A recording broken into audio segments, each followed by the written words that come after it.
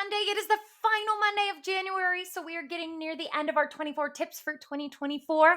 And today's tip is all about user intent. Focus on user intent. When we talk about user intent, that is what is someone looking for whenever they make a search? Are they looking to buy? Are they looking for information? Are they looking for navigation?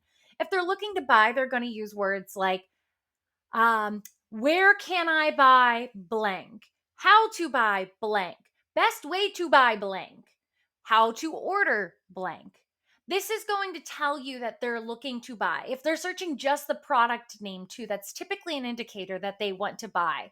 They'll put some descriptors in there of what they're exactly looking for. So you want to make sure when you're looking for that transaction that you're describing a product in detail and you have good information about your product.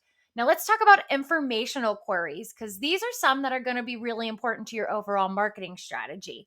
The informational queries are going to be the queries where it's how do I change a tire? Where should I go if I want to learn how to change a tire? What is the best way to change a tire? One of those was a little bit more navigational in there, but we'll get to that next. And so these are all questions that somebody's going to have throughout their process of research. So, what is the fastest way to pay off my mortgage? What is the easiest way to pay off my mortgage? Things like that are going to prompt research. This tells you that somebody is looking for the content. The next is navigational queries. So that's kind of like that where. Where's the best coffee? Where's the closest Aldi's? Where, looking for your exact brand name if they're looking for your location. These are all navigational queries. So, why do these three types of queries matter? Well, if you want your audience to take an action, you want them to buy your product, you have to optimize for these transactional queries and these transactional keywords. So you want to look at that intent and compare it to your keywords to drive that transaction. The next portion is informational. And this is my favorite kind of query to research because if you're looking at how someone is searching for their we'll do the example of where to buy life insurance or how to buy life insurance. You're going to want to create content around this to lead them in the funnel. You're going to want to get to educate them because at this point, they're just looking for research. And if you can help educate them, you can build that relationship.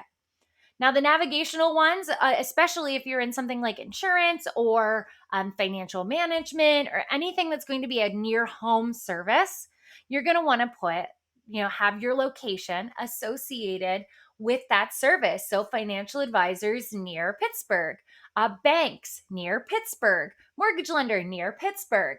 The reason that this is important is because you want to come up when someone's ready to buy. So if you start with those long tail user intent where you're going, yes, I know they're researching, I'm going to answer questions. Think of this like your FAQs. Your FAQs answer these. Then you want to transition into your how do I get them to buy? How do I get them to find me? How do I drive that intent? So this is all really important when thinking about your content strategy because you want to compare the user intent to the keywords that you're using, the keywords you're ranking for. Are they driving the right intent? If they're not, then you need to create content in those areas to help drive that intent.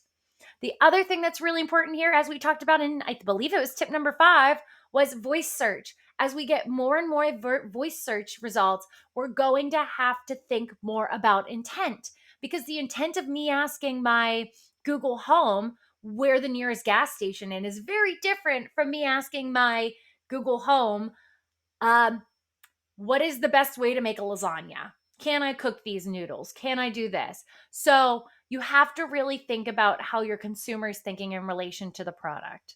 You have to think about how you would search and you have to compare those keywords. That's your tip for today. I'll be back at you tomorrow.